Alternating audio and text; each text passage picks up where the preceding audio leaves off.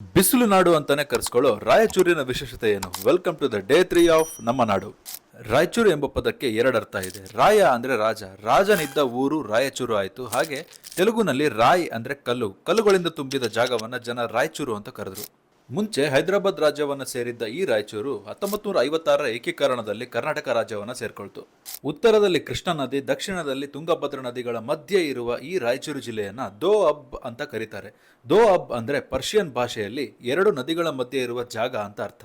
ಇಲ್ಲಿನ ಇತಿಹಾಸ ಕ್ರಿಸ್ತಪೂರ್ವ 3ನೇ ಶತಮಾನದ ಮೌರ್ಯರ ಕಾಲದ್ದು.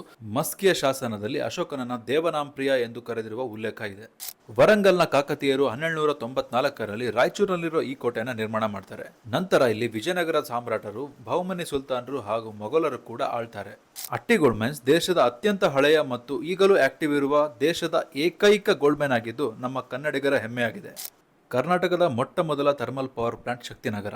ಇದು ರಾಜ್ಯದ 70% ಆಫ್ ಎಲೆಕ್ಟ್ರಿಸಿಟಿಯನ್ನ ಪ್ರೊಡ್ಯೂಸ್ ಮಾಡುತ್ತೆ. NCERTಯ ಲೋಗೋದಲ್ಲಿ ಬಳಸಲಾಗಿರುವ ಈ ಇಮೇಜ್ ಮಸ್ಕಿಯ ಮಲ್ಲಿಕಾರ್ಜುನ ಸ್ವಾಮಿ ಟೆಂಪಲ್ ಇಂದ ತೆಗೆದುಕೊಂಡಿದ್ದು. ಕರ್ನಾಟಕದ ಅತಿ ಹೆಚ್ಚು ಬಿಸಿಲು ತಾಪಮಾನ 45.6 ಡಿಗ್ರಿ ಸೆಲ್ಸಿಯಸ್ ಕೂಡ ರೆಕಾರ್ಡ್ ಆಗಿರೋದು ರಾಯಚೂರಿನಲ್ಲಿನೇ. ಅದಕ್ಕೆ ಇದನ್ನ ಬಿಸಿಲು ನಾಡು ಅಂತ ಕರೀತಾರೆ. ಇವಾಗ ನೀವು ಹೇಳಿ, ಕರ್ನಾಟಕದ ಭತ್ತದ ಕಣಜ ಅಂತ ಯಾವ ಜಿಲ್ಲೆಯನ್ನ ಕರೀತಾರೆ? ಕಮೆಂಟ್ ಮಾಡಿ ತಿಳಿಸಿ. ಪೇಜ್ ಫಾಲೋ ಮಾಡೋದನ್ನ ಮರಿಬೇಡಿ. ಮುಂದಿನ ವಿಡಿಯೋದಲ್ಲಿ ಸಿಗ್ತೀನಿ.